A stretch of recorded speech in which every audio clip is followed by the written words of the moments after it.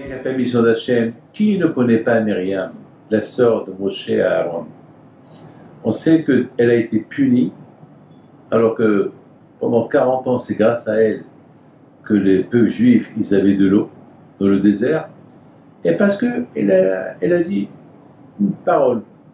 Elle a dit à son frère Aaron, mais pourquoi Moshe Rabbeinu il s'est séparé de sa femme?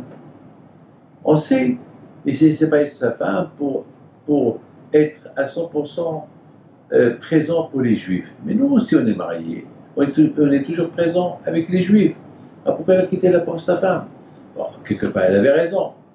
Vous savez, si on voit un rabbin qui quitte sa femme pour s'occuper de sa communauté, tout de suite, les grands rabbins vont aller lui dire c'est pas normal ce que tu fais. Toi, tu es un homme exemplaire.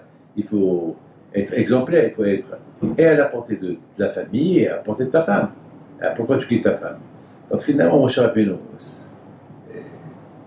ce que Myriam a dit sur lui, en plus, d'après nos sages, elle a dit ça à côté de lui. C'est pas qu'elle a été derrière lui, la médisance, non, à côté de lui.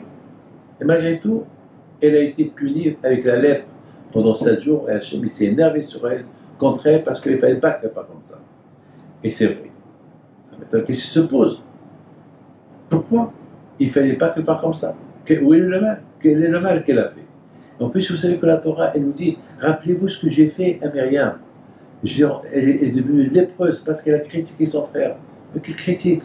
Elle a dit que des choses vraies. Et en plus, avec tout le bien que Myriam, elle nous a fait grâce à elle. Pendant 40 ans, des millions de Juifs ont bu de l'eau grâce à elle.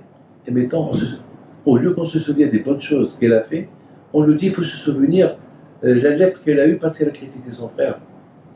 Mes amis, de là, on apprend une chose.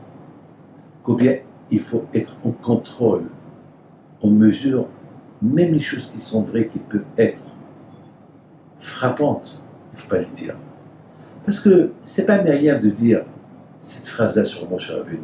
Si Hachem, Moshe Rabbeinu était un ami avec le bon Dieu. Il se parlait, il se contrôlait. Moshe Rabbeinu alayhi shalom, toujours était en contrôle de tout ce que Hachem veut faire. Et quand ce qu'il veut, il lui dit à Moshe, ils étaient toujours tout le temps en contact, comme deux amis. Donc, c'était pas. Il faut se penser qu'il y a quelqu'un, vous savez, un enfant, il y a son père avec lui. On sait si l'enfant fait quelque chose, c'est le père qui va le gronder. C'est pas que nous, on gronde le fils. Il y a le père qui est à côté. Bien sûr, si le père, il ne fait rien du tout, alors à nous d'aller chez le père lui dire. Mais c'est pas le fait que nous, on gronde le fils devant son père. C'est une honte, il y a son père. Si Hachem, il a quelque chose à dire à Moshe Rabbeinu, qui lui dit directement, en face.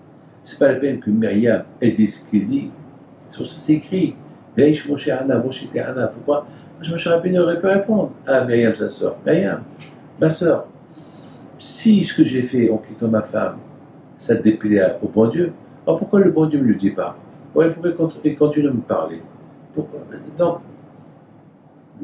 Donc, si Hachem m'a rien dit, c'est pas à vous de me le dire. Mais on voit que Moshe Rabbeinu alayhi shalom, c'est un grand tzaddik, Ish Moshe, Ana, même comment ça s'appelle, se protéger, se défendre, il était loin de tout ça. Ça, c'était Moshe Rabbeinu alayhi shalom. Mais ce qu'on apprend de cette histoire de Myriam, il ne faut pas qu'on l'oublie, la Torah ne veut pas qu'on l'oublie, c'est que non seulement qu'on n'a pas le droit de rentrer dans la vie des autres, mais même des choses vraies, on n'a pas le droit, s'ils sont gênantes, il ne faut pas les dire. Étant donné que Myriam, c'était une grande personnalité, donc toujours, c'est les grandes personnalités qui sont symboliques pour nous, on apprend d'eux, donc toujours c'est eux qui sont punis. Pourquoi? Pour qu'on apprend, pour que ça marque. Parce que si Hachem il aurait puni quelqu'un, quiconque qui a parlé comme Myriam, ça va marquer personne. Il n'y a pas, mais une personnalité qui est importante, que Hachem est puni par rapport à ce qu'elle a dit, alors là ça marque. Mes amis, il faut savoir une chose.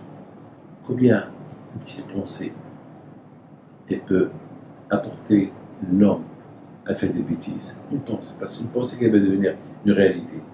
Ou bien une parole, elle peut faire éclater une guerre. Une parole sans qu'elle soit contrôlée, elle peut, que Dieu préserve, elle peut créer des choses terribles, terribles, terribles, terribles. Aaron à Cohen, il a entendu Myriam parler. Lui, il n'a rien dit. Et malgré tout, quand je crois il lui a crié. Il n'a pas puni, mais il lui a crié. Pourquoi? Parce qu'il aurait dû dire à sa soeur, tais-toi. Il aurait dû dire à sa soeur, tais-toi. Parce que c'est pas Moshe, c'était un grand sadique. Moshe, c'est quelqu'un qui ne se défendait jamais. Surtout, mes amis, comment on peut parler du mal sur un, même devant quelqu'un, si on sait qu'il ne va pas se défendre. Il va avoir de la peine, mais il ne va pas se défendre. Alors, il faut faire attention. C'est des choses que la Torah nous apprend. Comment se contrôler la bouche, faire attention à ce qui sort de la bouche. Il y a beaucoup de gens qui font attention à ce qui rentre dans la bouche. Ah, ça c'est tarif, ça c'est pas caché. Mais faites attention à ce qui sort de votre bouche aussi. C'est du tarif aussi, si vous critiquez quelqu'un. Que Hachem y fasse qu'on soit toujours émet. Merci. Que Dieu vous en préserve.